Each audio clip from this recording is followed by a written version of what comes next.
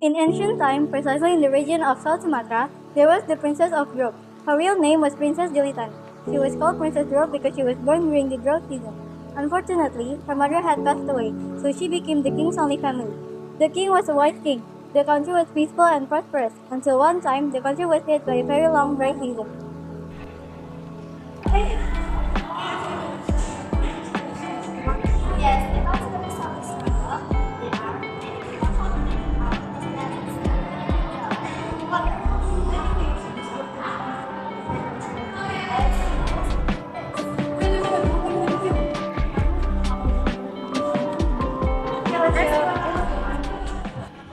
They walked to the palace.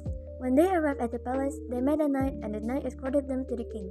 The villagers told their concern about the drought that had hit their country. After hearing the villagers' complaints, the king said that he would try to find a solution.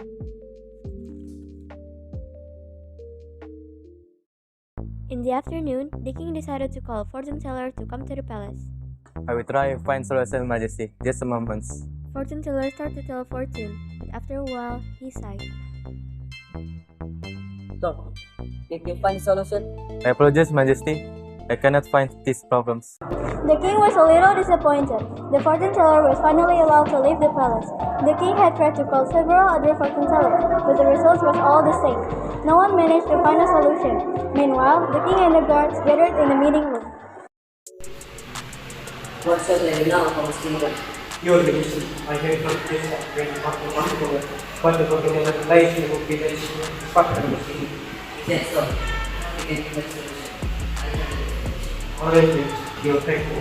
The king said goodbye to his daughter and left the kingdom. After a while, the king arrived at the fortune teller's house. After knocking on the door several times, the fortune teller opened the door. Welcome, Your Majesty. This is one of the city of Pomatu in my house. Please come in. Sorry to Mr. Brinton. The king entered the fortune teller's house.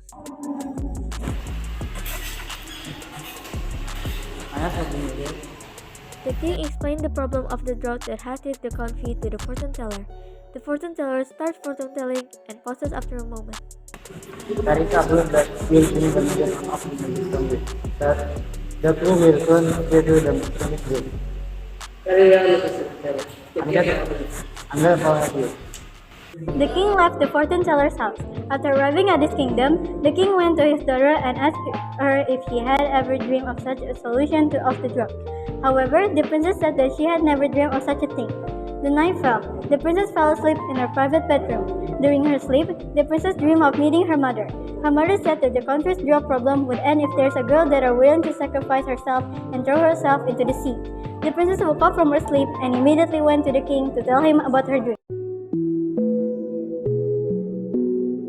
What's wrong, my daughter? Father, I had a dream. In the dream, I met mother. She said that the angel was to help and so. If that's true, that she will sacrifice and throw herself into the sea. If that's the case, that's your The next day, the king kept his word. He gathered his people and asked who was willing to sacrifice according to his daughter's dream.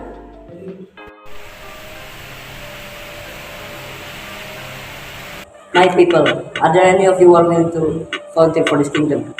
The atmosphere turned into silence. No one was willing to sacrifice himself. The princess stood up. Father, I'm willing to sacrifice myself for the sake of all people in this country. No, you can't. You are the only family I have, and you will also continue to lead this kingdom. No, Father, it's better for me to sacrifice myself for the sake of the people. Perhaps this princess. The night came. The king, princess, and people were at the edge of the steep sea. The king and his daughter bid each other farewell. The atmosphere that night was very sad.